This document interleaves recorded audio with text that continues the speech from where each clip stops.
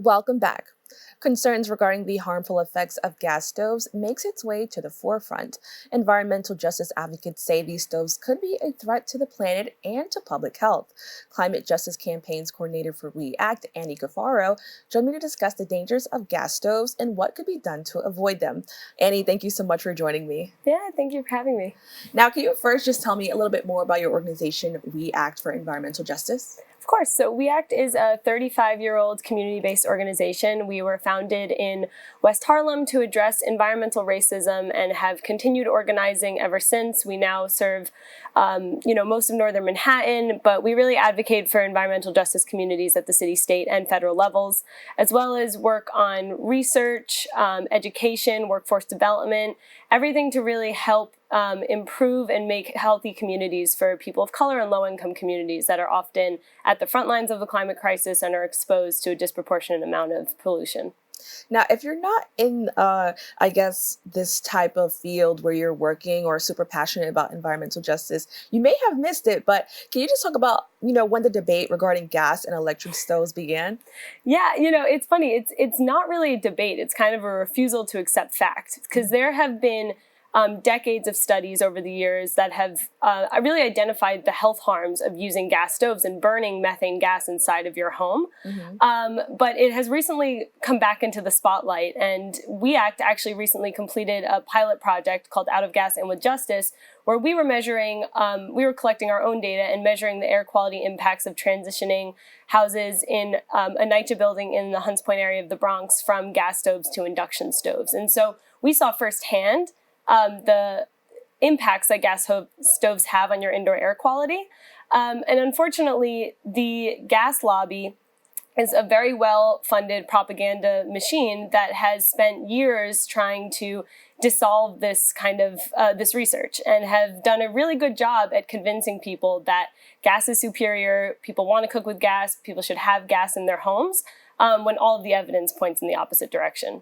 Wow, that's really unfortunate. So I feel like it's kind of like taking advantage of people who aren't as aware about this, because I think a lot of people just have no idea that this is even happening. Now, can you just talk about, what the harmful effects of gas stoves are?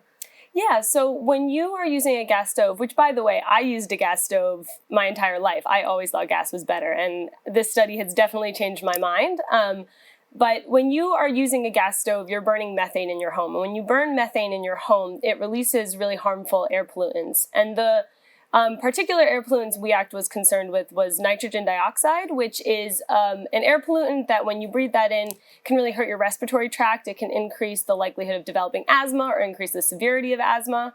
And carbon monoxide, which a lot of people know can be deadly in high doses, but even if you're exposed in low doses, that can have impacts on your heart and your cardiovascular health. And so when you are cooking in your home, which is, often small spaces, especially in New York City, maybe not a lot of ventilation, right, those air pollutants are released into the air and exposed to you and your family, and can have, especially over long times, pretty significant impacts to your health. Now, you answered one of my questions, which basically was going to be just, is it harmful to, your immediate personal public, your immediate area? But how is it affecting maybe the larger environment or our planet? Yeah, it's a public health issue and it's a climate issue, right? Because methane is a greenhouse gas that actually traps heat and is heating up our planet. It is 25 more times more potent than carbon dioxide. So methane is, warming our planet at an incredible rate.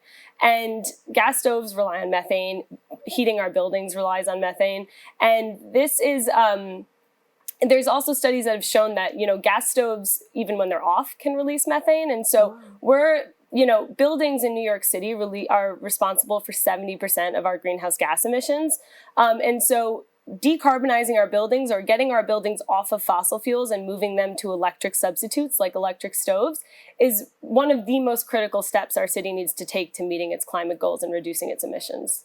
Now, fossil fuels, I've heard the term so many times, but it's still so, confusing to me or like hard for me to wrap my head around it. So I'm sure there are other people who feel the same way. Can you just explain what that is and how it's harmful? Right. So when we are burning gas, right, when we're driving our cars or we're turning on our stoves or we are using our hot water, which is relying on our water heater or a boiler, we are burning gas and it's releasing into the air, it's capturing heat, and it's warming up our planet. So when we are using and burning fossil fuels, we are putting greenhouse gas emissions into the air that is then responsible for heating up our planet.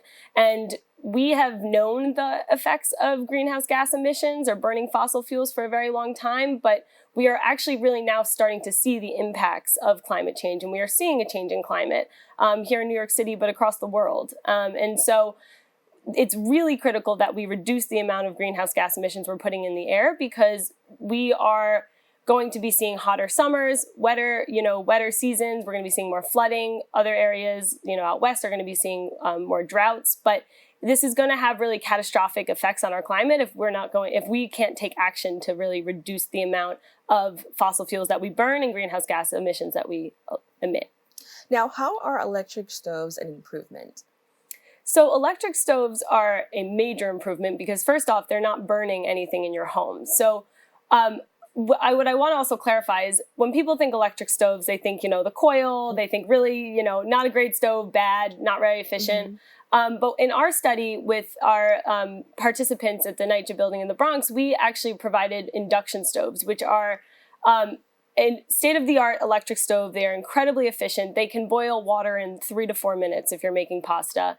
And they're really safe. So they don't, you don't have an open flame in your house. The cooktop actually stays cool. The only thing that's getting hot is the pot itself.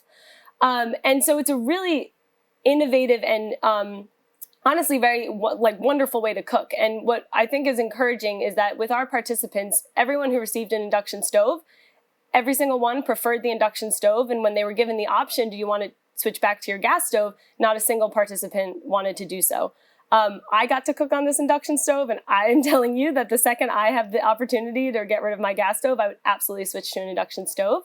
But the biggest part is, like I said, they're not burning these emissions in your home. When we were measuring air pollutants in homes with gas stoves versus induction stoves, we could actually see how when you cook with a gas stove, you see that air pollution jump, and when you're using an induction stove, you see no change, and that is hugely impactful to your health.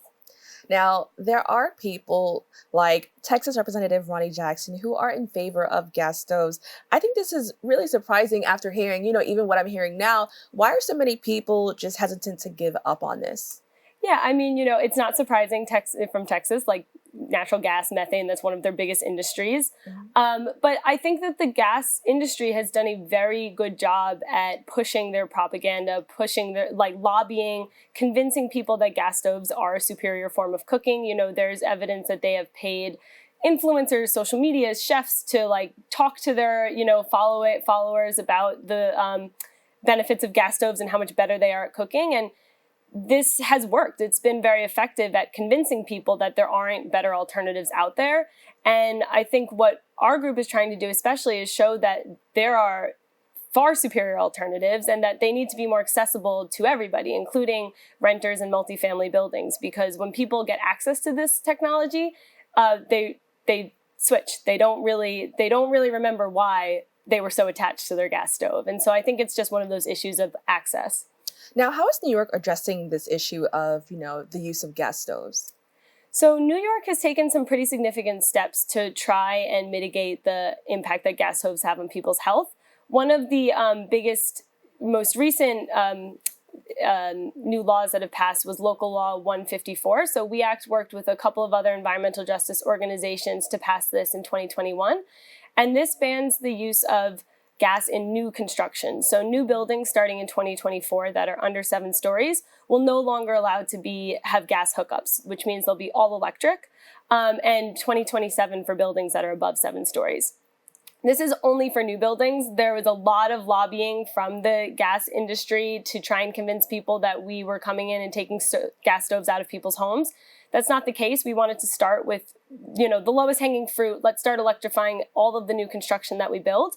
And now we're really advocating to increase access to programs through the Inflation Reduction Act at the city, at the state level, that are giving people the financial incentives to make these switches themselves, because we want, again, this to be accessible to everybody, not just those that can afford it. Now that's perfect, because I really wanted to talk about, just the idea of being environmentally conscious is always associated with people who have more wealth, or, sometimes it feels like a costly effort just to think about the planet. What are your opinions on that? Have you found this to be true?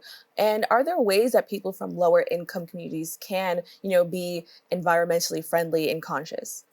Yeah, I mean, it definitely is a talking point that has gone around, but I think one that is less has gotten less attention is the fact that the federal government released a report that we spent $165 billion on climate disasters last year alone. So the cost of inaction is going to be a lot more expensive than the cost of action. And I think at BxRx, what we are very aware of and advocating very deeply for is making sure that this technology, the investments that are necessary to help people move off of fossil fuels, to help people be, more sustainable and more environmentally conscious, are not just going into, the communities that have all of the resources. We want to really make sure that environmental justice communities like Northern Manhattan, like the Bronx, have the same exact access and the same exact information so that they can make their own decisions, but they have the resources to do that. And so that's a big part of our work, is making sure that we're getting funding, so that we're getting funding into buildings so that these, especially lower income buildings, multifamily buildings, can do a lot of this investment, this work to electrify and to get the fossil fuels out of those buildings and make them a lot healthier environments for the people that live there. Now, I quickly want to just add to that. I know that a lot of people at least from my community, just isn't aware about all of this. How could that help so much, for people who work in these type of organizations like you do? How could that help you do your work when more people understand what's going on? Yeah, it's something that we actually found during our study. So we were working with Spanish speakers as well as English speakers in the Bronx, and we found that there were no materials explaining induction cooking or electrification that we could give to our participants to explain to them, why we're doing the study and why it's important and why you should care. And so we ended up having to make all our own materials, and that was something that we realized there needs to be a better public relations media campaign out there to push the benefits of electrification of induction cooking, because right now there's so much more media out there that pushes gas. Right. And so when people are also exposed to this technology, so we had a couple of participants that were on the fence, they didn't want to give up their gas stoves, they weren't sure. And then their neighbors got the induction stove and they went over and they got to see how the stove worked. They got to cook on it, and it immediately changed their minds. And so again, just that exposure and that access is huge for helping people understand that, there is an alternative. I understand, talking to them about their health. Oh, I have had these impacts.